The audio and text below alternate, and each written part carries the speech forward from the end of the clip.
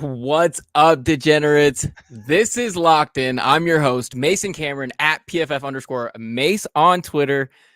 And the star of the show tonight, Vishaal, is out doing normal people things, not screaming at oddsmakers and placing bets. So filling in for Vishaal tonight is the one and only Neil Smith _nonsense_Neil on Twitter. Go follow him. Neil, how are you doing tonight?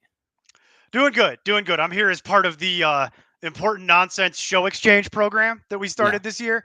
So you were nice enough to come on my show, and then Vishal had to go do like as you said, normal people things, and I was more than happy to step in. So who knows? We'll do a little bit more fantasy stuff as well than what you normally get on this show. But Mason, as we were talking about, today is one of the great days. It's one of the great days in America.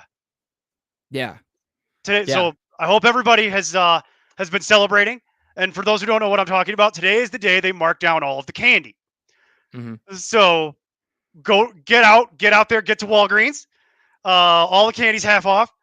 Go nuts. Give me some Reese's cups too. Oh, that's actually a funny point, Neil, because when you and Jason were on the other night, I gave you guys your start two in the flex. Yes. The Twix, the Reese's cups. What else was on there? Nerds Clusters. Nerds Clusters was your other one. And I forgot what the last one was. Almond Joy. Almond Joy was Almond Joy. So yeah. Reese's is obviously the number one pick there. But Wednesday, that's God tier. I was interested to hear that you never had Nerds Clusters. I don't really eat candy. That's the little thing. That's the thing about me is that I don't really eat candy. I'm a bad person to ask. No, but those are phenomenal. I imagine they are. I've had Nerds before. Obviously, I'm not a complete sage. No. It's totally different. But I have to imagine it's Nerds. It's Nerds Ropes. Okay, I have had Nerds Ropes. But the ratio of like nerd to actual rope is perfect in the cluster form. Okay. So that's you don't have the big dead spots where all the nerds fall off. I got you. Exactly. Yeah. So it's because it's a sphere. Mm-hmm. It here. Okay, I see. More contact balance, which we like to talk about with running backs as well as candies. So, yes, no, and then also, we have to do a big thank you to Neil also because we're pulling him off the golf course today. It was beautiful out here in Colorado. And nice. You got to take as we know, Mason. When you get beautiful days in November in Colorado, you have to take them because there's some years where it'll be Indian summer all the way to Christmas, and there are other years where it starts snowing yesterday. And it'll snow just clean to April. Yeah. And it's just like, so if you get a day like that, it's like, no, that's a bonus day. We're taking advantage. Oh, and we're usually November 1st. There's snow on the ground because October 31st, Halloween, it snows every Halloween for years. When you were growing up, you literally had to plan your Halloween costume around wearing a fucking jacket. Oh, yeah.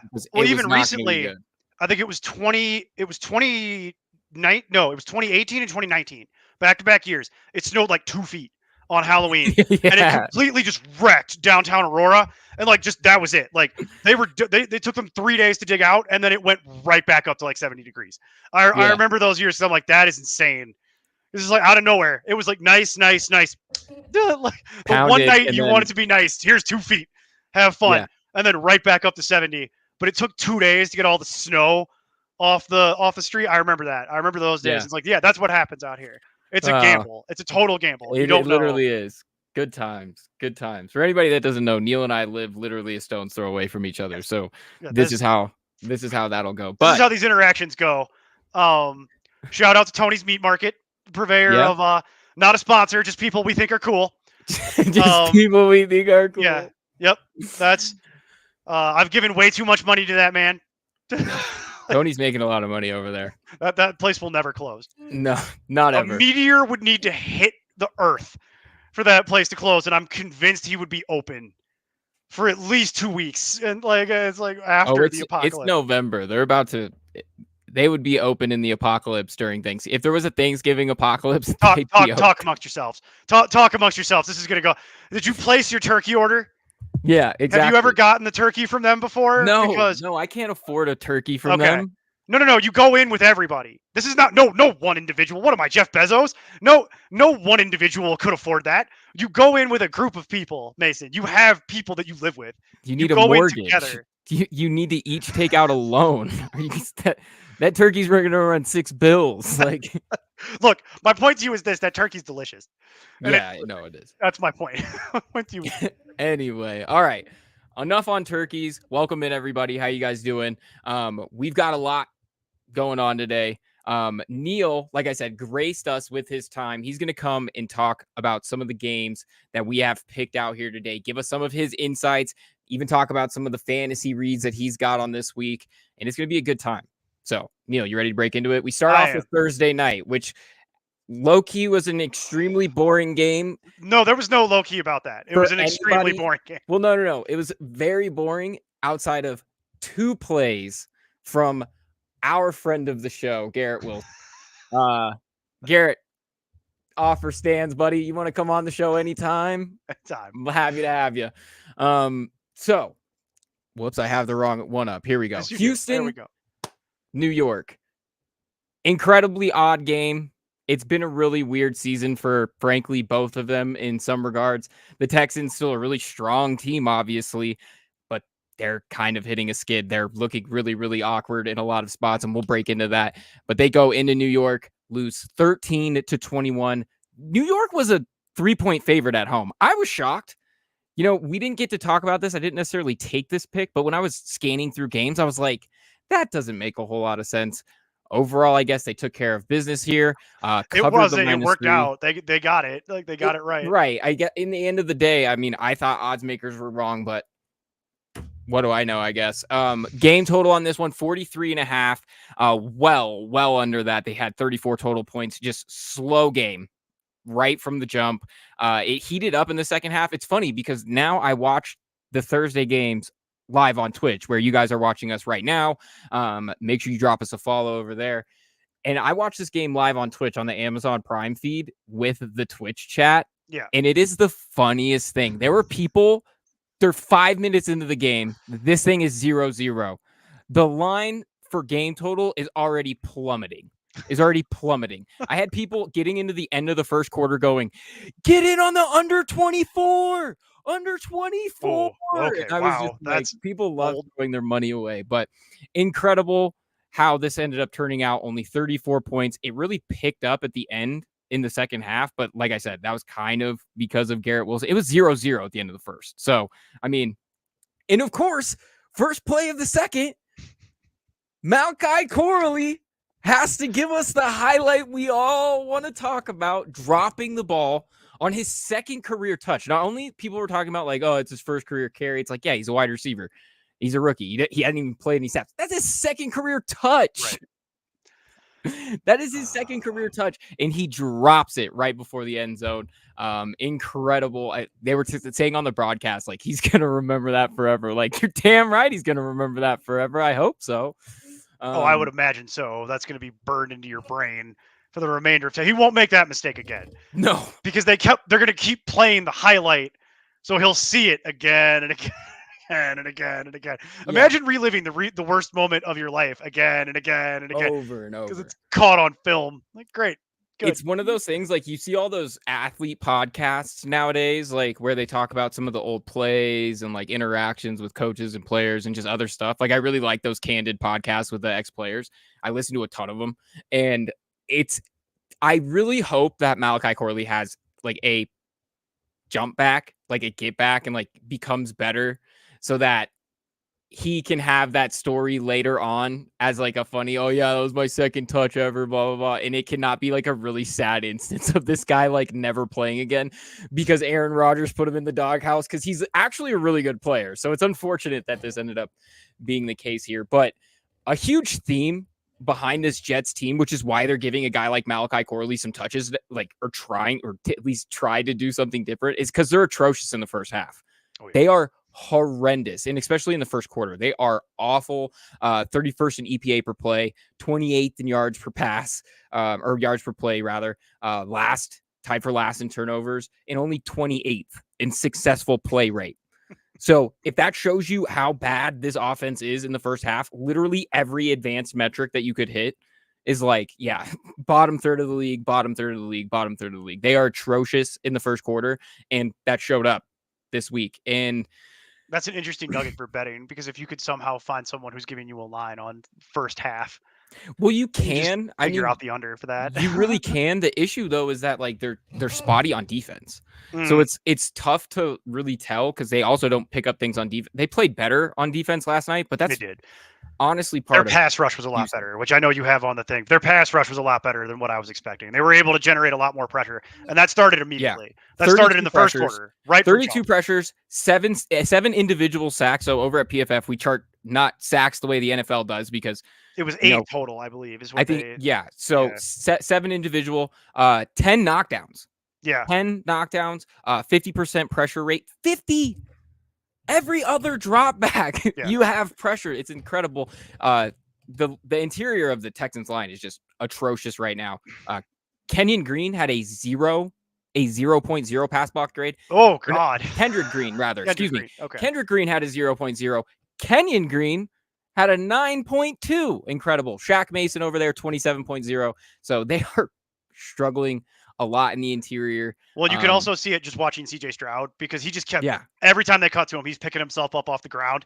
And every time he had to pick himself up off the ground, it took a little bit longer and a little bit longer. And it's like, that comes through in the overall offensive totals because as we've seen for how many billions of years in the NFL, that's a great way to slow down an offense. Just keep hitting the quarterback again and again and again. Yeah, just absolutely slam him because you could tell he was feeling it too. By the end of the game, they're cutting over to him on the sideline and he is just beat. He looked unhappy. He looked uncomfortable and unhappy and tired. Like one of those looks when you're like, I really don't want to have to keep going out there. Yeah, I just want to be done. Like, can we be done? Can I go home? Like that'd be great.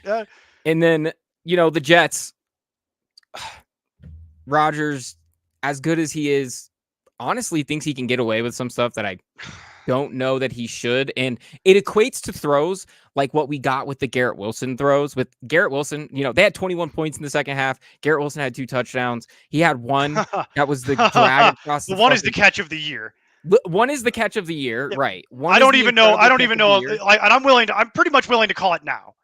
And we're halfway through the season as of the end of this week, the regular season. Yeah, they were. I'm going to call that the catch of the year. Calling it the OBJ catch, like they were. Yeah, he was doing the same thing. He did the Michael Jordan. I had to watch it. He did the Michael Jordan. He literally got both feet out and caught it with one hand.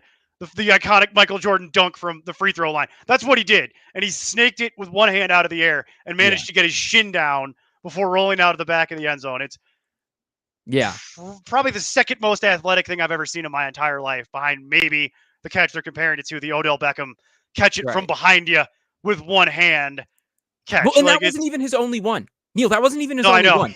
He caught the drag across the middle. He caught the drag across the middle off a window that I'm like, other people don't throw this window for one. No, because he was almost knocked down. It was almost tipped. Legitimately, like when I saw it, I had to hit the film back like 3 or 4 times, and I was reverse 30. I was like, he caught that, and so snap that ball out of the air.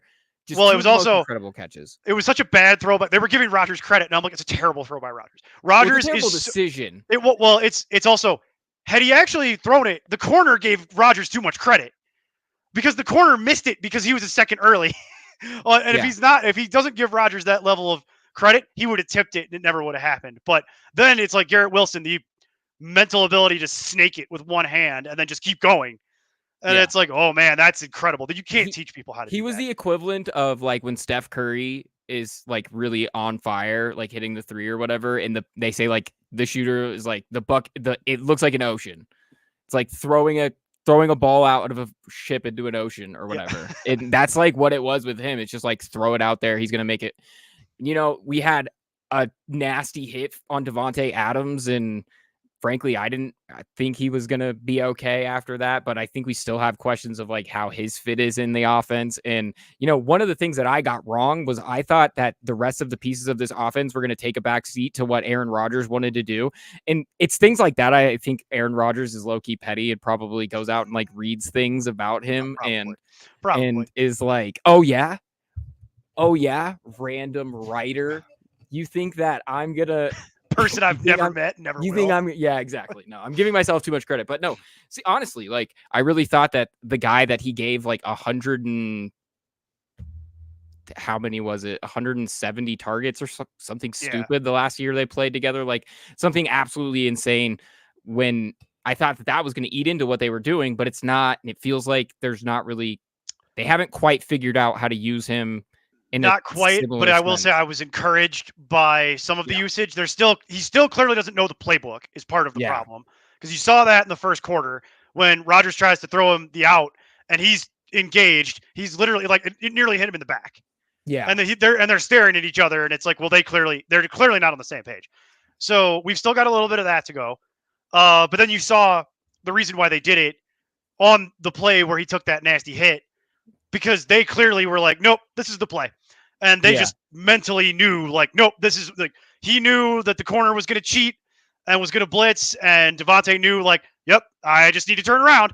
And he did. And then he got hit. And like, I thought he landed on his shoulder. Clearly, they evaluated him for a concussion. Yeah. And he passed and then caught the touchdown. Yeah. Later on in the game. So it's like, okay. But it's going to be interesting to see how they're both going to your point, it's going to be interesting to see how they both eat.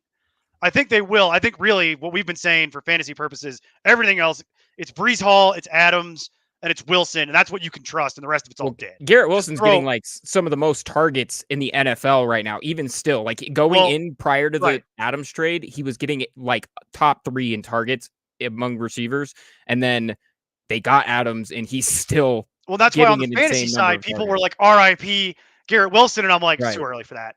It's too early for that. You don't know. Like I get the being a little annoyed from a fantasy perspective, but you don't know that. Like this might actually be a great thing for Garrett Wilson, because before they had nothing that they had. No one respect. I like. Okay, this is going to be really negative against Allen Lazard. I don't think he's terrible or anything, but like no one respects Allen Lazard. Like or Mike Williams. Like, but they do respect how many Pro Bowler Devontae Adams, like 10 Pro Bowls or whatever it is. Dumb number. Yeah, like they will respect that because you have to. And it's like, so we're just going to have to see how it works. And then it's been a big uptick for Breece Hall, which is what I was saying weeks ago when they fired everyone, because that's what I was saying. That's got to be the message. And I've been right about that, is I'm firing you because I want you to use my stars. I brought you these weapons. You will use them. Yeah. I don't want to see Allen out there, like the rookie who don't know. Like, we'll use him in situationally, but you're not going to, like, no, put Breece Hall out there, let him go. He weirdly has been, although the biggest kind of, I can't tell if the Breece Hall kind of recent little bit of struggles is because of just the offense struggling in general. I think that's kind of what I'm chalking it up to, is like the offense is kind of struggling and they're playing from behind so much that they're kind of throwing more. We're just going to have to wait and see. It's not like their line isn't always right, the most tidy, and frankly, the game scripts get away from them in some weird ways. But they had one here, and the usage numbers for having like potentially your best player on offense, Breece Hall, be up and down, and it's weird to tell what you're going to get from him on a weekly basis, because sometimes he pops off against the best run defenses in the NFL. Right. And then other times he's absolutely stood up by guys that really haven't been all that good. Now, the Texans have been fine in run D. They've actually been one of the more strong units, but it's a weird mix of like, what's what I mean? Like, if you add a touchdown to what Breece Hall did last night for fantasy, it's a good day. No one says a word. Right. But because he didn't score, that's what it turns into. And and that's where I chalk it up to the offense as a whole just struggling. As you said, I was watching that game with a group of friends, not on Amazon, just people I know locally. And I believe in the third quarter, my comment to them was, no, see, I died like 2 years ago, and I've always been watching this game. That's how long that it feels like it's taking. Like I'm in purgatory, and my punishment is to just watch this game forever because it just will not end. And it's so bad. On the Texans side, I know you have some notes on the Texans. I was surprised by how bad their kicking was. Yeah, that's something that we have noted here. They missed a couple of like not really all that difficult kicks, and it was really a sentiment to their issues in the red zone. They were not good in the red zone, which has actually been a thing that the Jets were usually really bad in, and they've been a lot better in. But 4 trips to the red zone, 1 touchdown, 1 field goal, and they had a fumble. And not going to do it. That's not going to do it. So pass pro, like we said, looked bad, especially in the red zone. And when teams can tee off on there's a reason why when they teach you, or say you're a running back and they teach you how they're teaching you how to pass pro. They're telling you to read from inside out. because the guy that's in the A gap is far more likely to slap your quarterback in the mouth because it is A to B. It is the road of least resistance. There is the least distance if I'm lining up right over the ball and running after you. So when you have guys in the interior that are just as porous as the Texans were last night, they got eaten up. And it was to the point that the Jets got to do whatever they wanted. They were throwing simulated pressures. They were throwing stunts. They were throwing games. They were throwing zone blitzes. They were really getting crafty with it, which hasn't been a ton of their MO this year. Now, they're not like afraid to, but it's weird because they're kind of changing defense. It's like defensive play caller changing is kind of one of those things. When you go to a different one, they tend to kind of pull back a little bit. In this case, it didn't matter because they finally were able to generate some meaningful pass rush for the first time in a while. And it helps when you have, I believe Hassan Reddick played this game, right? Yeah, I believe so. Yeah. So I remember seeing him out there, and I was like, so that'll look. I know they have had their whole drama with his contract, but let's be clear, him being out there makes a difference. Quinnen Williams and Hassan Reddick. Yeah. Combined for 16 pressures. That's what I mean. 3 sacks, 2 quarterback hits. Like that helps. Really helps. Quinnen Williams won 22% of his pass rushes. So like when you have a guy that's actually putting in work right like that in the interior, and then Hassan Reddick on the outside cleaning up things, it really does open up what they're allowed to do. Because the way we look at pass rushes, so how you build a pass rush versus a secondary is different. With pass rushes, you want to build off of one very key guy that's going to free up one-on-one matchups around. Guys that they have to chip to. Exactly. Miles Garrett. Guys like Miles Garrett. Literally why he's so good. Guys he's so good, he elevates everyone around him. Exactly. Yeah. So that's what you want from pass rushes when you're constructing a pass rush. But like in the secondary, you're like, no, I need 5 dudes who can stand up every single play and cover, because that's what happened. It's one missed assignment. It's one bad communication on the back end. The easiest way to watch that, actually, it's I hate to keep talking about Myles Garrett, but the easiest way to demonstrate what you're talking about is go watch the Browns defense when Myles Garrett plays, and then go watch the Browns defense when Myles Garrett doesn't play. Yeah, exactly. It's 2 entirely different things. Exactly. Like it's staggering how different it looks, because the defenses can actually it's much easier for them to hit their assignments when Myles Garrett's not carrying 2 of your guys straight back into your quarterback. Yeah, exactly. Like it's much easier. Yeah. So, good win by the Jets. Hats off to them. They're going to save their season. They're going literally that was it. If they lost that game, season over. It's been bad. It's you go to 2-7. This is that's when the firings happen. That's like even more firings that have already happened. No, I know, but even more firings will happen as a result. Like you can't have this much talent on this team and be 2-7. Everyone got to go at that point. Coordinators all the way down. Yeah, we start over. Like that's. And I mean, a credit to Houston too. Like they're down their 2 top pass catchers, and the more and more we look at it, Nico Collins is the best receiver in the NFL over the last 2 years. Losing Stephon Diggs hurts them in a very significant way. Yes. For the same reason that when the Jets didn't have Devontae Adams, you didn't have to respect anything else. Yeah. That's where the Texans are living now, is that Nico Collins still being on IR and Stephon Diggs now being done for the year. Okay, so that makes this way less scary because now it's just Tank Dell. And Tank Dell's a fine player. I don't have any issues with Tank Dell. He's fine. He had 20 fantasy points last night. Can't really complain about that. But that means your next best option is Dalton Schultz. Yeah. And we saw Dalton Schultz. And this is where I was saying last week, or actually it was on Wednesday, that I wasn't interested in Dalton Schultz, but people are hyping it up because he was going to be the number 2 pass catcher. And I'm like, I don't care. Like it's not, it's because Dalton Schultz hasn't really done much. Well, I mean, I was higher on Dalton Schultz too, in terms of he gets more targets, but also it's odd because, they don't love to throw to the tight end as much. Well, not really. And they were running 12 personnel. So there's 2 tight ends out there. For a significant part of that game, they were running 12 personnel with Stover on the other side. And it they were trying to use Stover to help, but it's not helping. It's not working. Like it's not working. And then they're like, Schultz had 5 fantasy points. It was terrible. It's not it's not something you want to invest in from the fantasy side. Nor would I be gambling on the Texans offense anytime soon, unless it's Joe Mixon. Unless you've got a Joe Mixon touchdown as part of your Joe parlay Mixon or volume, something. yeah. Yeah, Joe Joe Mixon Mixon is one volume of the play, best Joe Mixon volume yardage. plays. He's going to have to carry for the them game right now. And he showed you in that game that he still has the old man agility because he nearly died on that touchdown run. If he didn't make that cut at the last second, that was going to hurt. They showed it from the opposite angle, and yeah, he was going to get hit right in the hip and just get driven straight into the ground. And that's going to kill. Like, you're done. I don't care who you are. That was their primary linebacker who was about to just completely bear hug you into the ground. That was going to hurt. And he managed to dive out of the way and keep his balance and scamper into the end zone. And I'm like, okay. So really on the Texans, that's kind of the only thing. Him and Tank Dell. And CJ Stroud, I'm sorry, for fantasy purposes, is droppable. Yeah. Because when's the cavalry coming? You're going to get Nico back? Okay, cool. That'll help. But how are you going to plug the holes on your O-line? Like, because that O-line can't play like that. No. And be a serious playoff team. If that's how they're going to play, that's been their biggest detriment this year. Right yeah, now. you can't. Protection's like been less than favorable.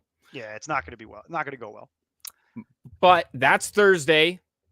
Thank God, and thank God it's over. Thank God. Thank God it's not over. A fun game to watch. Classic Thursday matchup. Classic Thursday. We actually have a decent schedule. No, I mean, it wasn't the best. There's a few entertaining games. There's some entertaining I like games. That you picked this one. I think this has the potential. I wouldn't say this has the potential to be a good game. I think it has the potential to be an entertaining game. Yeah. Like a very entertaining game where no one plays defense. No one plays defense. Do you like Pac-10 football? Because that's what this is. It's the Pac-10. I'm dating myself because that doesn't even exist anymore as far as I know. Literally. So we have the Cowboys heading into Atlanta to take on the Falcons. The Falcons are 3-point favorites here. I'm confused. I'm a little confused too. 52 on the game total, which, like you're saying, makes a lot of sense. In my notes here, I'm not really sure what odds makers are thinking here. I think that they build in the market's bias towards Dallas into a lot of their lines, which is why Dallas has some of the weird lines every single week that are like under 3 points, even though they're going against a team that is like significantly better than them. It just seems to be a trend every single week. I just do not understand on what planet odds makers think that Atlanta and Dallas is a pick 'em. Right. I do not get that. The public is also, of course, on Dallas +3. Like there's your bias. That's always that way. We talk about this all the time. Just some of Atlanta's trends against the spread. 3-1 in October. Granted, they're 1-4 against the spread at home, but they covered last week as 1.5-point favorites in Tampa. And that game was not anywhere near as close as the score might indicate. The game was hysterical. It was a huge mess. 3 fourth-quarter field goals. The game was 31-17 heading into the fourth. Like, this game was not close. Atlanta's offense is potent. 5th in EPA per play. Here it is, and I'm not discrediting that, but I will point out this is something I've been bringing up on Wednesdays. For those who don't watch Wednesdays, see, here's the thing about the division the Falcons playing. All of those defenses are terrible. No, and that's yes. Yes, that the goes. Saints, it's not their fault. That's injury related. But they're all terrible. It is fair because what they do, though, but that's why this works here, because the Dallas defense is atrocious. Yeah, the Dallas defense That is very fair. So it's like true. When we talk about what is Atlanta is potent offensively, and yes, it's because what they're doing against their division, but they're also just absolutely killing people on the ground. They are the top team right now in NFL or in PFF rushing grade as a team. So that's fantastic. Bijan Robinson. I wouldn't have called that. That's a good bar bet. That wouldn't have been my choice.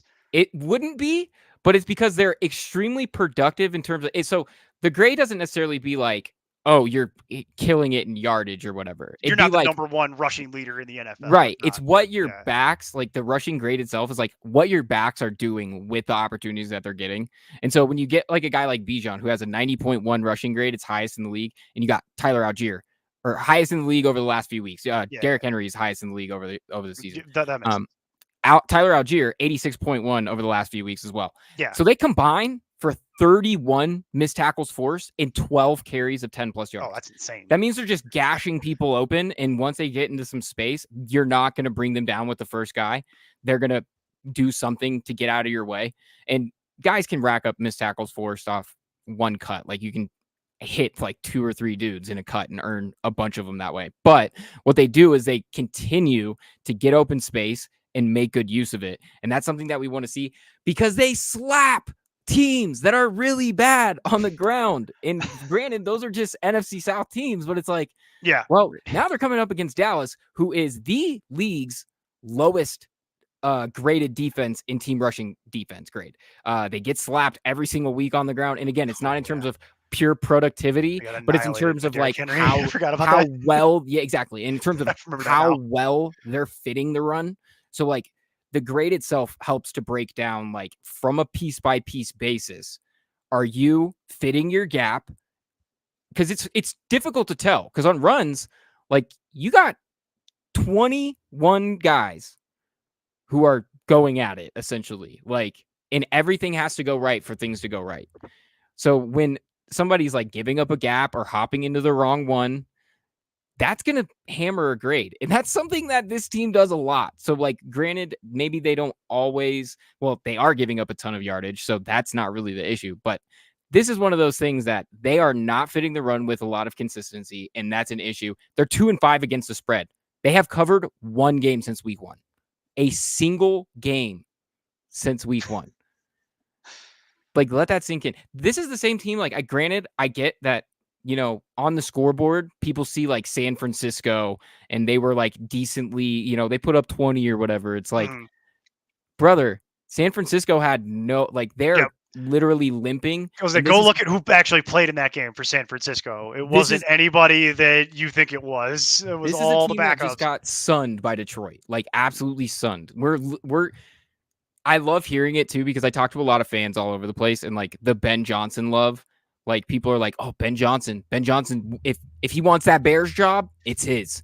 If the Bears job is his, I've heard he's interested in it. And it's like, brother, let me tell you, the Bears probably ain't doing nothing. Yeah, and like, the Bears job is literally Bears are 5-3. They ain't doing nothing. I've tried to tell Chicago. I've tried to tell people in Chicago this absolutely, but friend of the show, Brendan Fleming. Me and Flem were talking about it just the other day. So, but yes, so Ben Johnson is going to be one of the coaches of the year anywhere he wants to go, and he can have any job that he wants to go because of performances like he puts up against very, very, very terrible defenses in Dallas that shows everybody in the league, don't bother. Don't worry about throwing the ball. This was something we talked about a lot. And we continue to talk about because for some reason it's fun to talk about Dallas. But something that I brought up the other day when you asked me what's Dallas's issues, and one of them was pass blocking, especially on the edge. They still don't know what they're doing because they move Tyler Smith outside and he played well at left tackle. He played fine, but then the issue just moved at whoever they had put at left guard. Right. And now they're back to Tyler Guyton. So it's one of these things that's like they don't know where they're going. They have no other weapons. They can't run the ball. And then the defense, it's like when they can't do any of those things and they're non-functional, why would I do anything but run the football right at them and go home with a 47-point victory and my quarterback throwing 85 yards? Right. And 4 touchdowns because it's Kirk Cousins. In 4 touchdowns. So I very much sit here and think, I don't know how Atlanta is not favored by more. I think that the points being high in this game is one thing, and it's too high for me to get in on from a betting standpoint. 51, 52, whatever. It's a little bit high to like bank on it over there. Now, granted, you could get that because Atlanta's not good on defense either. But I beg to question, what is Dallas going to do offensively? I'll tell you what it is. They're going to throw the ball to CeeDee Lamb 100 times. That's fine. And maybe it does something. And they can have 13, and Atlanta's going to score 35, and because they ran the ball and had 2 60-yard touchdown runs. We've debated this before. I still go back to the idea that Dallas needs to figure out some sort of running game identity, and that they were better in years gone by when they had Zeke at his prime with Dak doing icing out of the piping bag and not trying to throw the ball 40 times a game and not trying to play that way. But yeah, their savior, Dalvin Cook's stat line, their savior that was going to revamp this running game, 6 carries, 12 yards. When people were saying that on Twitter when they signed him, I rolled my eyes so hard I nearly passed out I was like, Dalvin Cook, what year is it? What year am I in? Like, that's not People think it must be 2019. No, it's not. I'm not sure. Yeah, you know what? That's COVID. People. Sorry. That's too controversial for this show. That's just that as a society, we have just blocked out those years. So it's either 2019 or it's current day. Yeah. And no one remembers that 3-year period in the middle. We've all just collectively blocked that out. Like, nope, never happened. Nope. But yeah, I could see that being the. Oh, there you go. Get the cat tax. There, we get the cat engagement. That'll fix it. Yeah. It's nuts to me though that they've come this far without being able to run the ball whatsoever. And I don't think they're going to be able to run the ball here. They had no Rico Dowdle last week, so they tried to give Zeke one last shot at it to get back to form, and that for 34. Yeah, didn't look good. Also, the problem with Zeke, and this is just from a fantasy thing and just watching him play, I hate to be this guy, but it's obvious he has lost some burst. He didn't used to be that slow coming out of his breaks, and now he is. And it's like he's still a big guy and he can deliver a nice hit and move the ball forward, but he used to be faster. And who among us, Mason? And who among us didn't used to be faster? You know what I mean? Like, yeah. I get it, but that's just kind of like my nice way of saying, like, you kind of need Rico Dowdle, but Rico Dowdle kind of not really like what you think of prototypical running back. He's decent in pass pro, and he's a much better catcher of the football. I feel so bad for Ashton Genty. A little bit. He is gonna hate being a Cowboy, bro. He's gonna hate it. A little bit of that. Oh god, there's so many bad landing spots for Ashton Genty. That's just one of them. There's several that I was like, oh god, I hope. There's no other landing. There's no other landing spot. I'm so sorry. Neil, I'm sorry to have to be the one. I see. So we're doing betting futures now. We've pivoted from doing this game. There's no other landing spot. So we're doing betting futures. All right. So what's the line? What's the line on Ashton Genty to the Cowboys currently? If you can go find a special on if where's that? Jerry Jones moves up to go. Oh God. They're gonna be a top 10 picking team. He's going to move up into the top 5 to go and get Genty. Mason cannot legally, and neither can I give financial advice, but the suggestion would be that's as close to financial advice as we're legally allowed to get to. Well, you literally will not find a book that's going to give you that line because Oddsmakers were not born yesterday. No, I could see that. Legitimately, though, like, he's going to be such a valuable piece. It's going to be a question when the draft comes around of, like, what is a prolific back? There's nothing to say that this guy is not the best back to come out in decade plus. Yeah, long time. So it's one of those things, right? It's one of these very general Christian McCaffrey, Saquon Barkley, Jonathan Taylor, like things kind of like that. Right. You're getting one of the best, and frankly, he might be better than all those guys. He is on pace to break records that we have not seen. He's certainly fun to watch in decades. So I'll tell you right now, Mason, I used to watch college football with my dad, like when I was a kid. So I watched a ton of it growing up. Yeah. And then I started doing this. Don't have time to watch college football as much as I used to. But I've caught a couple of his games just to see it for myself. And you watch him, it's just like Christian McCaffrey, to your point, where it's like he's just obviously so much better than everyone else that he's playing against that it's just really funny. And it's just like he's so much better than the rest of you on this football field that it's just kind of sad. He's literally there are pro NFL running backs that are doing the full stand-up in the backfield takes. And which we haven't seen that. Oh God, I got to go back to my old man knowledge from like the early 2000s. Like this man is just standing in the backfield. So he's I haven't seen that since like Michael Turner, early career, Turner the Burner, before he stopped doing it.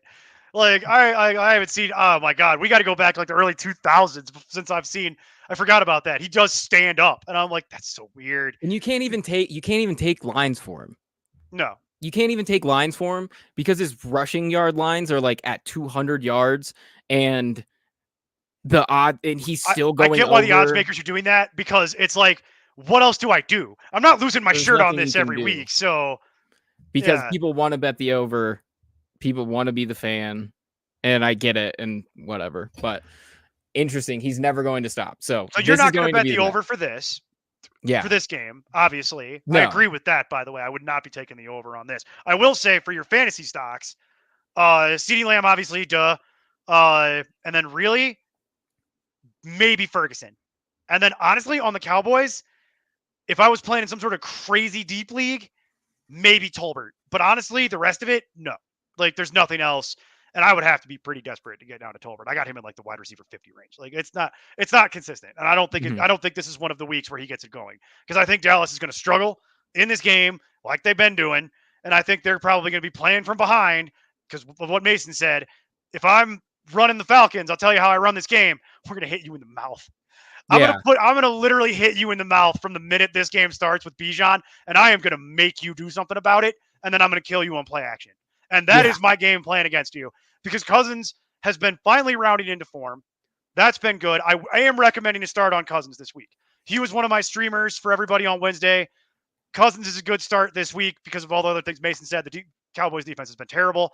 And Cousins, look, he's 35. Who among us is not as fast as they used to be? He's 35 coming off an ACL. He doesn't run like he used to. He ain't gonna. But I have noticed watching him the last 3 weeks, he looks more comfortable. Yeah. And he looks like he's actually getting a little bit stronger. His legs don't look as weak. He is moving up in the pocket. He is driving through the football a little bit more. So I'm okay with starting him here. I've got him at QB7. So I am recommending that as a possible pickup and play.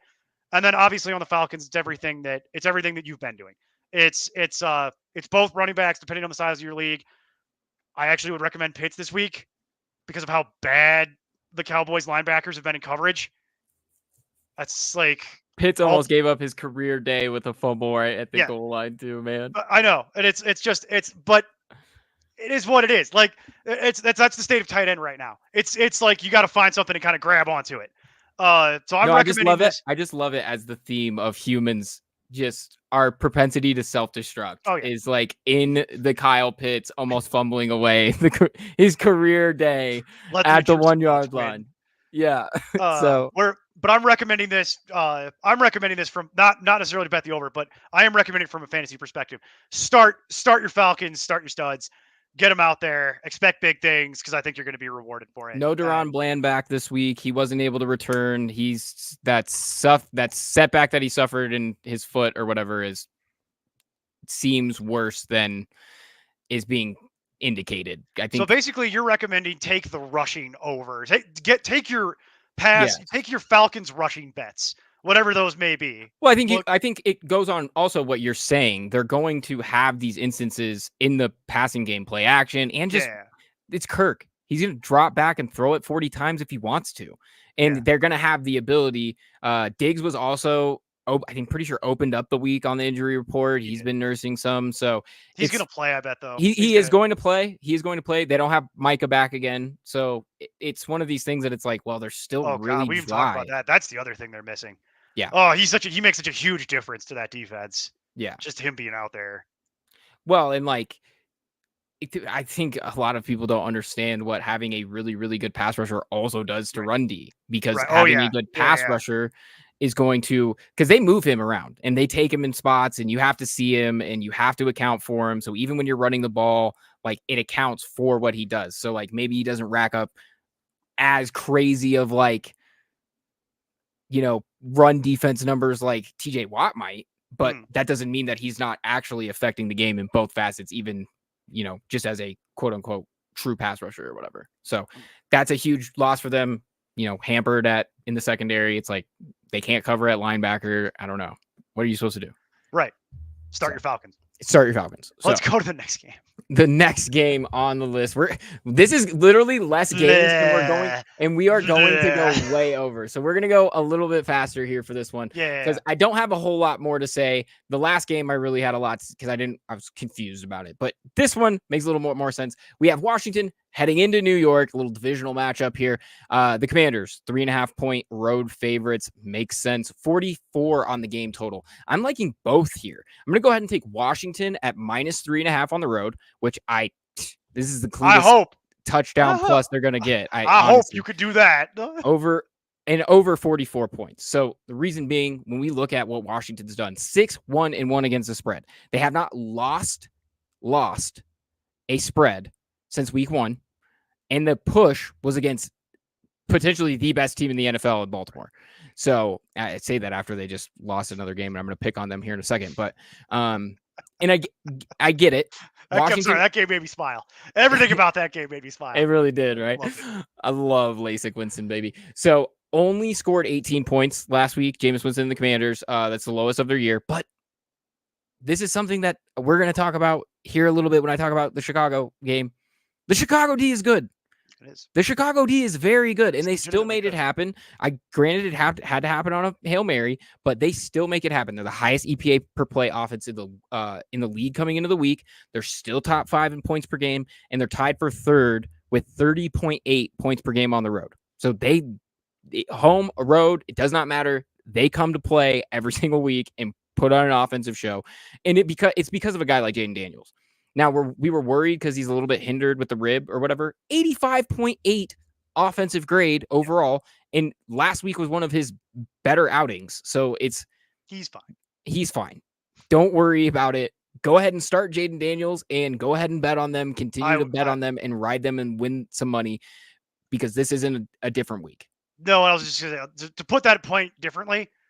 The Giants defense is nowhere near to the caliber of the Bears defense. And the Giants defense is fine. It's fine, but they're good on the pass rush. They're fine as a pass rush, but this goes back to what we were talking about with how you build. The Bears defense is a playoff defense. Well, the Bears have a secondary, and we can talk about Tyreek Stevenson, which I will here in a minute. We can talk about Tyreek Stevenson as much as we want in boneheaded plays, and not just his boneheaded plays, but his really volatile coverage. So that's not the only play that you're going to kind of scratch your head and go, what is Tyreek Stevenson doing? But it was hats off to what Cliff Kingsbury was able to do and what they were doing with Terry McLaurin and moving him and hiding him in bunches because he knew what the Bears wanted to do with Jalen Johnson manning up on the outside. They thought they were going to get that with Terry McLaurin, and they just didn't. So it's like hats off to what they were able to do. And when you look at what the Giants are doing right now, they're not good. No, they're not good. 3-5 against the spread. 0-3 against the spread in the last 3. They're 1-3 against the spread as home dogs, getting points at home. Like, what do you do? Look, they're one of the worst teams in football, and this year has been brutal. Like, I looked this up because I was like, is it me? Am I just old and grumpy? And don't answer that because I already know the answer. But I had to look it up, and I was like, oh no, I'm not insane. There's 10 teams that have like 2 or 1 win. So a third of the NFL is very bad. And I'm like, okay, so it's not me. It's not me. It is literally the league right now.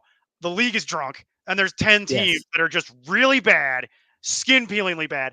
And that's what I was doing, because I was doing that on Sunday, where I was watching the games, and I'm like, why is this so bad? Yeah. And why has it been so consistently bad watching these games? And then I looked it up and was like, oh, yeah, if you really sit down and just look at the standings real quick, you can see what the immediate problem. Like, so the teams, there's such a disparity. On that list. That's and there's such a disparity between these teams at the top and bottom that a team like Denver, who's a team we're going to talk about here in a little bit, we're going to cover, is 5-3, and that team is like in a more balanced year. Yeah, probably not 5-3. Probably not 5-3. Yeah. So when we look at it, just to put that into perspective, last 3 games, Giants offense 9.3 points per game. That's the last in the NFL. 28th in EPA per play over that span. And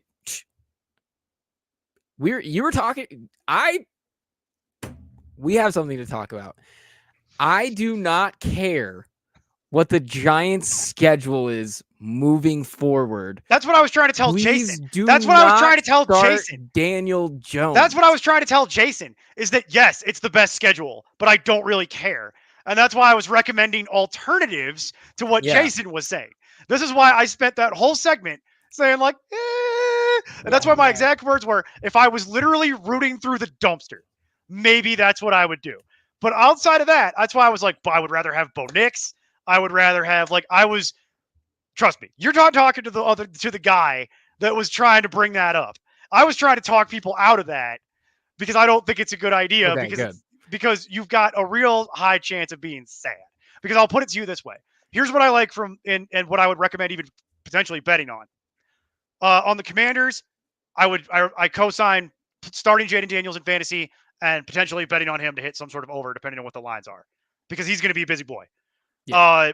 Don't love Brian Robinson this week because this game doesn't really favor him. And also, he's kind of been nicked up. Yeah, And I I've think he's on noticed the they're injury report. I think saving he's him questionable. because that's a playoff team at this point. They already know Yeah. that they're going to be a playoff team. So they've started throttling back on Brian Robinson and his usage a little bit to let him get healthy. And guess what? They don't need him for this game. So I expect him to not have to play the whole game. And so that makes me a little more bullish on Eckler, but not that much more bullish on Eckler to where I would actually like really recommend it. What it does make me do is recommend Terry McLaurin and Zach Ertz. I think both of those things. So you're looking at Daniels, McLaurin, Ertz. Those are the things I would be looking at potential lines for and things that I would be considering starting from a fantasy perspective. On the Giants, the only two things that I'm going to talk to you about starting is Neighbors and Tyrone Tracy. I am not interested in the rest of it. Because now that Neighbors is back, that is cratered Wan'Dale Robinson. That sucks. Daniel Jones is also cratered Wan'Dale Robinson. That's a different conversation. And then when Tyrone Tracy and Singletary are both healthy and both playing, I'm sorry, Singletary, but you've already lost that job. Yeah, you're under. You want to take your unders. If they're still giving you unders on Singletary, I got an under on Singletary the last game at like 30 yards. Go take There's it. no way. Tyrone Tracy's too good. And he cleared the concussion protocol on Friday. You are straight. You're straight. Yeah. You're straight. It's going to happen. He's going to play. And guess what? I like the Commanders fine, but the Giants should be able to move the ball a little bit. So I'm not totally fading all the Giants. Well, yeah, the Washington's defense is not that great. Now they played well enough last week, but they're okay. What the Giants can get here is the 9 that they average at home over the last 3 or whatever. Yeah, they could get 12.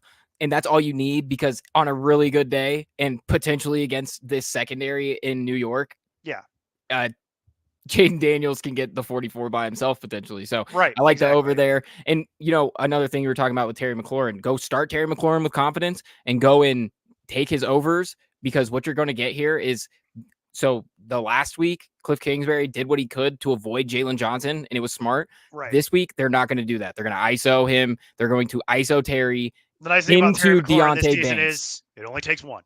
Yes. I only need the one. 9.4 yards per coverage target on Deontay Banks. That's all you need to know. 9.4 yards.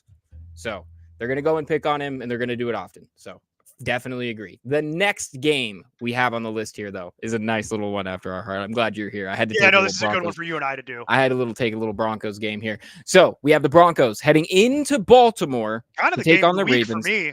I think it's the game of the week too, and I think this line is a little bit weird. I don't like 9.5. Oh, I don't like 9.5 either. I don't like 9.5 to take it, but I still think the line is like a little bit too high. It's a little bit weird, but I try to take a backseat a little bit with some of these Broncos lines. Also, go more on the totals. Broncos historically are not good at going east for the morning game. No, they are very poor. They won one this year. They did it at 11 o'clock, but they did win one this year. And when what we see with some of these trends, so the game total on this one is 46.5, and I'm liking the under here, which is weird because a lot of the money's on the over, and I think a lot of people think the over. And I don't know. I might take the under here too. I think I'm liking the under because scoring. What we're going to see here is Denver has gone over in each of their last 4. Similar sentiment with Baltimore. They've gone over in each of their last 4.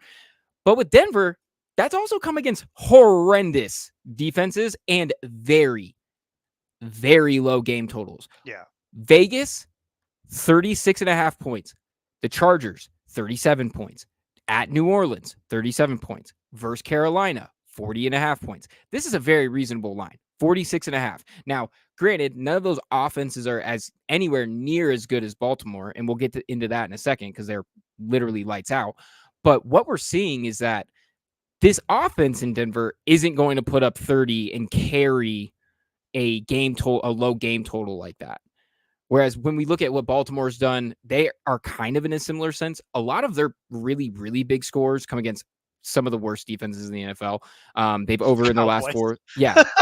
And then you have games like Cincinnati, 41-38. You have Washington, 30-23. You have Tampa Bay, 41-31. So what I see is, and those were high totals. Those are high totals that they absolutely eclipsed. So I see why money is like, I don't care. This is one of their lowest totals of the year. But they haven't played a defense like Denver. When we talk about what Denver is doing, and we just saw it. We just saw what Cleveland was able to do with their win 29-24. And Cleveland's not the strongest defense. No. Cleveland is a middling defense this year. They're not quite as strong in the secondary. And what we've seen from Denver is completely different. Question. Is Surtain playing this game?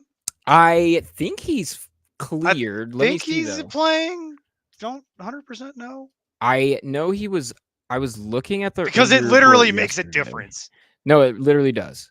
Yeah, he's full practiced all week. He's good. Oh, well, that's bad for Baltimore. Yeah, that's not great. That's bad for Zay Flowers. That's very bad for Zay Flowers. I don't love that. Something that we're going to have to see with Baltimore.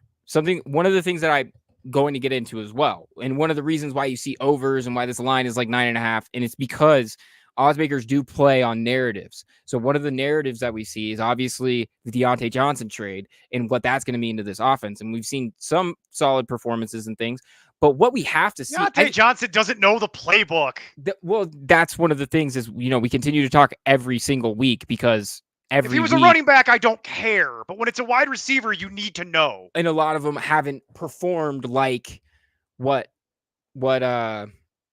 Amari Cooper did in his outing. And like, that's still a limited one. But that's the exception. I love how it's everybody's first day. Whenever that we go through this, it's everybody's first day suddenly. Like, I swear to God, this happens like every 3 years. Something like this happens where a bunch of wide receiver trades happen. And I get asked a million fantasy questions. What do you think about that? What do you think about that? And I say the same thing every time. The same thing, because it's always true. Whether it's fantasy or betting, it is almost irrelevant. Amari Cooper's outing is the exception to that rule, because typically, if you're going to play wide receiver, you kind of need to know the playbook. And you kind of need a couple weeks to learn the playbook, because everybody else has gone through all the offseason, all the other games, preseason, all that crap. And Hopkins you just come in cold. 24 yards, right? You don't know the terminology. Yeah. You don't know the plays. They might make a small package for you to get you involved, and it's going to be like some basic concepts that everybody knows. But guess what? Amari Cooper doing what he did is literally an outlier. And I thought like Devontae Adams was going to be the exception because he knows the quarterback, because he has some chemistry, right? Right. But even that, we just got done talking about that. Yeah. It takes time. It's different than being a running back, where I'll give you different advice. If you're a running back, I don't care, because by and large, that's go that way. Yeah. It's not that simple when you get into pass pro and receiving and things like that. But what's the critical word that I just said? Receiving. But when you're like a running back, it's like, no, just go that way. Like, it's not that complicated. Like, you can and he's gonna draw and Deontay's gonna draw like Pat Surtain most likely in a lot of instances. That's what I don't know. That's what I don't understand. Because is that because Pat Surtain's gonna line up? I know Pat Surtain typically plays on one side. I think they're going to put Zay Flowers more in the slot, which is why this is a question in terms of the chemistry of this offense, because we talk about this Baltimore offense. They're up there in EPA per play for every single week. They're one of the most potent offenses in the league, and they went out and traded for a receiver after a game that they didn't quite play so good offensively. And what do we have to ask here? Yeah. And what we have to ask here is, what is this going to do to the chemistry in the passing game? Now, they are still potent. They have the best running back in the league still, Derrick Henry, and Lamar Jackson is literally, if you guys want a good line, go and still take Lamar Jackson to win the MVP. I do not understand this job. It's like people have woke up yesterday, and like you said, like this is everybody's first day. It's everybody's first day. Can we forget that Josh Allen had 9 completions the other day, like a few weeks ago? Like, I get that he put together 2 really, really good games, and now everybody's like, oh, he's the MVP favorite, or he's the betting favorite for MVP in a lot of instances, and that's fine. But go and take the odds and go and take Lamar, because Lamar is having another career year, and they're looking fantastic. And it's part of the reasons, because another love of the show, Rashad Bateman, who gets open all the time, hasn't been getting the ball.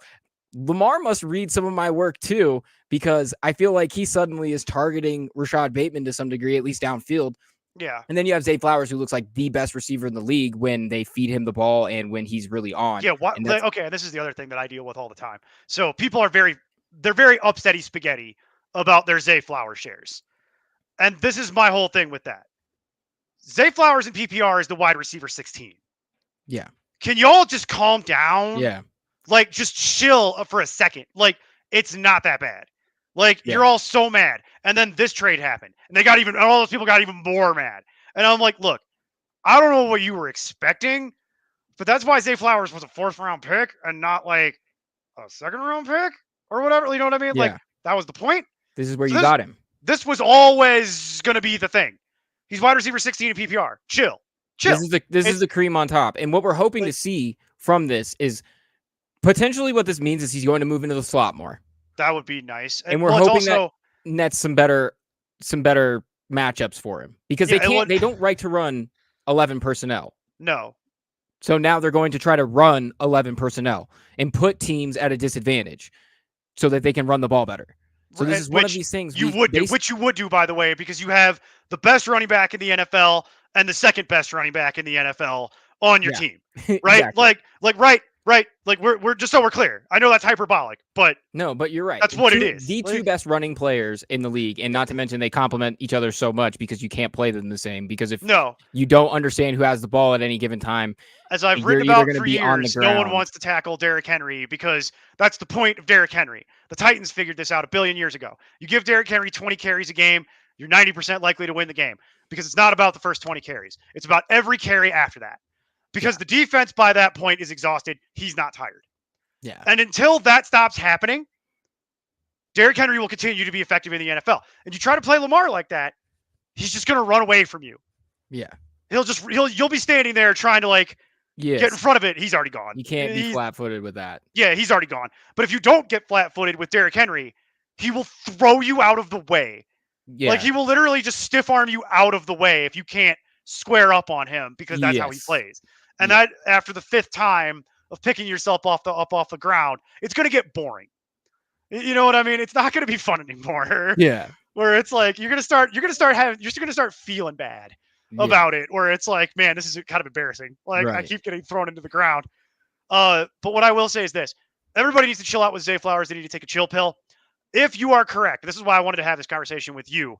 If Zay Flowers is going to play in the slot, and you're right about that. And I'm curious to see how this actually works because if that is going to happen, I will be recommending Zay Flowers because the one thing that I don't recommend against the Broncos is playing whoever's going to get the Surtain draw. Yeah. That's death, both in betting and in fantasy. You don't want that. Yeah. But the other part of the Broncos defense can be beaten. Those are more exploitable. You don't want to go on the outside. Riley Moss is actually holding his own too. He's from a pure able to stick with coverage on routes. He's a physical guy. Right. Well, what I'm saying is you want to go, you want to target the Broncos linebackers. I should be more clear. You want to target them in the middle of the field. Yes, target the Broncos linebackers. And if Zay Flowers is going to go up in the middle, there's no linebacker that's going to be able to cover him. That's just not going to happen. So I like that if he is going to play in the slot, and that's their way of going about it. I will say I don't like any of the running backs in this game. Like you're going to play Henry, obviously, because you don't have a better choice. But Denver's front 7 has been good. And they've been good enough to where I'm not expecting a massive day from Derrick Henry. He'll get his. Top EPA per play defense, second best in scoring drives allowed, and only 24.4%. Third in points per game, 15. Only 13 points per game allowed while they're on the road. That's the best in the NFL. It's great. This is the type of defense that they're coming up against. And now Baltimore, excellent. And like we keep talking about, they still have some stuff that they're going to need to figure out, especially in this game and trying to transition into Zay Flowers more in the slot. They're going to try to get Deontay Johnson on the outside and figure out what they can get there. But this might not be the matchup that nets like their typical huge offensive performance because this defense is for real. They have some things to figure out. A little worried about Mark Andrews. Feel like that would be a good, like Mark Andrews, I'm recommending as a start this week is part of that. Because he's going over the middle of the field. You know what I mean? Like, that's what I've been saying all week is like Mark Andrews is in my top 12 at tight end because I feel like there's a really good chance he gets a touchdown. Yeah. Couldn't speak to the yardage totals, but I feel like he's very high probability. Well, and they've fed him back into the system and they want him to get. Remember all the people that cut Mark Andrews in fantasy and got super mad about it? Remember when we were talking about that the other day? Yep. I remember those people. They're so mad. They're still mad. So take the under. Take the under. And then the last thing I'll say about this is do not play Javonte Williams. For the love of God, do not play Javonte Williams. If you are going to consider starting Broncos, Bo Nix is my quarterback stream of the week because I think he is going to run for his life, and I think he's going to have some luck throwing it, and start Cortland Sutton because the Ravens secondary is bad. No deal. Yeah. Last game on the slate. It's another one pretty close to home here. We've got Chicago. No. You're going to love this. We got Chicago going into Arizona. Arizona -2 at home. 44.5 on the game total. This is another one I'm in heavy on. Chicago. This is just weird. This is just an overreaction to narratives being pushed around the Bears. The Bears, I feel like, have one of those media conglomerates around them, similar to the Dallas Cowboys. It's called the Chicago Tribune, and yes, everybody literally follows every single thing. Like I was talking about with Flem, friend of the show, Brendan Fleming, used to do the baseball content with us. I was talking with him, and he's talking about how Flus is on the hot seat, and I'm like, brother, they're really good right now. They're okay. They're good on defense, and that's one of the things. Now, if they have to make changes offensively, like that's another question, but that's going to come elsewhere and not with what Matt Eberflus is doing. Granted, I just don't get it. One of the big things is I get that they ended up losing last week, but you have to understand they held one of the NFL's best offenses to 18 points, and it took a Hail Mary to get there. It took a Hail Mary to get there. And this is something else that's totally being inflated this week, where people can't just do a little extra research. There's this number going around that Matt Eberflus is something like 0-17 on the road or something. That's not even accurate. That's not. You guys, he just beat the brakes off of Jacksonville in London like 2 weeks ago. I would qualify London as on the road. It's literally in another country. And against a team that plays in London all the time. So, like, I get that they were technically the home team or whatever the NFL wants to say, like, whoop-de-doo. They literally just beat the brakes off of the Jags in London. So what are we talking about with this narrative? Yes, it's not good, and if being 1-16 isn't any better, but we literally can't just, like, cherry pick where we're taking things from. So that's something that I needed to set straight because I've heard it, like, 40 times this week. No, they literally just beat the brakes off of the Jags in London. And we're going to go. And guess what? I don't care if Brett Coleman just cursed this team with his video this week. I don't care. We're grinding it out, baby. We're going against the grain. The Bears are 5-2 against the spread. I like making money. I don't care about superstitions. They're 3-1 against the spread in the last 4. Granted, they're 1-2 against the spread on the road. But what are we looking at with Arizona? Arizona is similarly pretty good against the spread, even though they don't really look it every week. 5-3 against the spread. But guess what? They've had a single game where they've had to lay points. They are 0-1 as favorites. This every single week comes as dogs. They are 2-2 against the spread at home. I'm good on that. I'm taking inside of every Arizona. There's 2 wolves. One of them is really good at football, and one of them is one of the worst football teams in the league. And it just depends on which one is going to show up. Because that's literally the story of Arizona. It's so perplexing because you can see it in there. Where it's like, it's in there. There's a good football team somewhere in here, but they make way too many stupid mistakes. They commit too many penalties. And it's just way too inconsistent. Like, within the same game, you'll watch them play, and it's like, this is the same football team that couldn't do anything for 3 quarters, and they're just running down the field? Yeah. Like, what? This team, it's going to be that way. And here's the thing. I say this as someone... Call me biased if you want. I lived in Chicago for 20 years. I grew up there. I'm taking the Bears. The Bears to win. Yeah. Taking the over.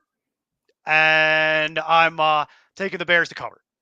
That would be what I would do if I was doing this. It's all Bears. The only other place I disagree is I'm on the under here at 44.5, and it's because I think that this Bears defense is going to kick the shit out of. Oh wow, okay, you think it's that? I think they're going to be able to move the ball a little bit, but I don't think they're going to be able to win. The big thing for me is like when you play the Cardinals, come to lockdown Marvin Harrison, and the Bears. I do not know that the Cardinals have it in them to scheme up openings for Marvin Harrison. Basically, you got to beat him with Michael Wilson. You got to beat him with Michael Wilson, is what I'm saying. Trey McBride. Right. So, I mean, you can, frankly. Theoretically, you could win that game with those two. When you look at these Cardinals games where Marvin Harrison isn't the breadwinner on that offense, they're not popping off in these games. So when you tell me that I can put Jalen Johnson on Marvin Harrison and they're not going to really move him around a whole lot, I'll take that every day. Yeah, I will take that every day. I think it's going to be a little bit lower scoring, but that's another one of the things where it can go either way because also this Arizona defense is does not pressure very well. And like, No, they don't. If you want to beat the Bears, go ahead and hit Caleb Williams. And even after that, you still got to kind of hope, because he's this type of guy. Like a lot of people are worried about, or at least some people in Chicago are like slightly worried about what the offense is doing with Caleb Williams and not drawing in like quick completions and things like that. Like every play that they run has a check down. That's not the issue. They're going to work that out eventually. It's Caleb like, that's Williams, not Caleb Williams is a kid that's beyond his years in terms of, he does this thing called a return read, where you read one, you move to 2 and 3, and then after the safety's committed to something, you flip back to 1. It's something Tom Brady actually talks about. And a lot of times when you flip back to 1, he's open. Yeah. He's open because that corner's out there doing his best. And if he's not getting the safety help because you've moved off of him, like, go back to him. And that's something that he's done. But because their offensive line is a little bit shady, he gets flush out of the pocket. It takes a little bit longer to read those. That's the biggest problem with the Bears, is their offensive line is really bad. And so that's but the Arizona issue. Can't pressure. I know, and that's why I like them in this game, is because if we were playing this game in Chicago, I would have them considered to be huge favorites. Yes. But that's the only thing that gives me even a tiny bit of pause, is the fact that the Bears have to travel. But it's a central time zone team going west. Yeah. So yes, they have to go, but they get extra time. I'm not overly worried about this. Also, I think generally, and I know this is narrative-y, but they're pretty upset about what just happened to them. Oh yeah. And I think this is they're gonna be looking for a place to go put it. And it's like Arizona with their questionable coverage and questionable pass rush and not excellent, like big inconsistency issues. This is a game where you want to talk about how you win. If you're the Bears, just knock Kyler Murray down a couple times and watch him go have a pity party for himself. What you can't do is let Kyler Murray break contain. That's how they lose. Yes. If the Cardinals are going to win, and this is why I've been saying I am not recommending starting Kyler in this game. But I will tell you where I could be wrong in that take, which is if Kyler can break contain and run, now we got a problem. They've got to have the mic. The mic's got to be doing their job for Chicago to win this game. Because, they should be able to cover. The question's going to be, and they should be able to largely contain Connor to a degree. I think he'll have an okay day. But the big thing here, where this game will hinge for me, is can you keep Kyler Murray in the pocket? If you can, I think you win. And I think they can. That's the question. You got to make Kyler. You can't let Kyler run all over the field on you. You got to confuse him, and I think that they can, because Flus is a guy that's done a lot of these simulated pressures and stunts and stuff, and they really do like to blitz out of passes. So, and the other way to do it would be, to your point, not only confusing him, hitting him. If you can hit him, it's going to go a long way to you winning this game. You don't even have to sack him. I'm just saying, knock him down, make him think about it, like that kind of thing. So with this, it's interesting. So what was your final? What are you recommending here? I'm liking. We're getting the Bears with points. I love it. Go and take your points. You get 2, depending on where you're shopping around. In some places it's 1. ESPN is the one that's at 2 right now, and ESPN has odd lines all the time, so it is what it is. But you're gonna get it around 1, 2. Go take your points if you want them. But this is something that V and I also talk about, and something that you hinted on is that when you get into these lines and you're really close, and you're leaning towards the team that is going to get the points to just flat out win, just go and do it. Like these games that get less than 3 and you're taking dogs, a lot of times just go and take the money line, and you're going to end up way better out than you were. On the money line here, we're looking at plus 112.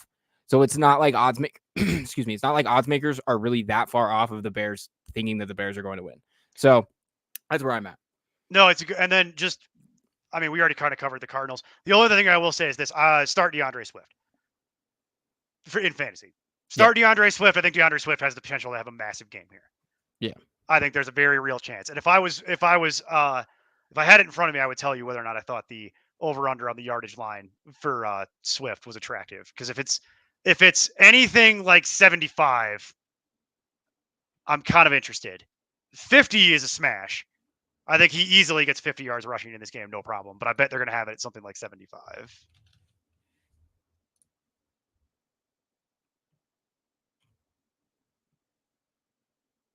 $60, 66. 66. Okay. 66.5, 65.5, 66.5. That's close. I would seriously consider that. There's a very strong possibility that he could do that. It's a shame because that's why you got to give the odds makers credit sometimes, because that's right. That's like right That's where it you should be. think. That's right where it should be to get somebody to bet on it.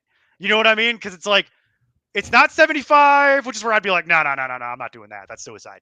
DK's been doing this for a long time, and this just shows you DK being at minus 105 for an anytime touchdown means that's gonna. If you guys want like good buys in fantasy, if you're ever like, I don't know who to ask, and Jason is off in the Alps and you can't ask him, and Neil's at work and you can't figure out that, what you're going to do is you're going to go over to DraftKings and you're going to figure out who has touchdown odds that are below even, and go start those players. Okay. Because they don't give these negative odds to dudes that are not going to get into the end zone. So that's the other thing is 66, like that's going to be his line. That's also where it's like, depending on like, I like the anytime touchdown, because there is a very good chance that even if he doesn't get the 65, that he scores. He scores. And that's why it's attractive from fantasy, by the way, is because if I could tell you right now that you were going to walk away at the end of the day with a final line for DeAndre Swift of 65 yards and a rushing touchdown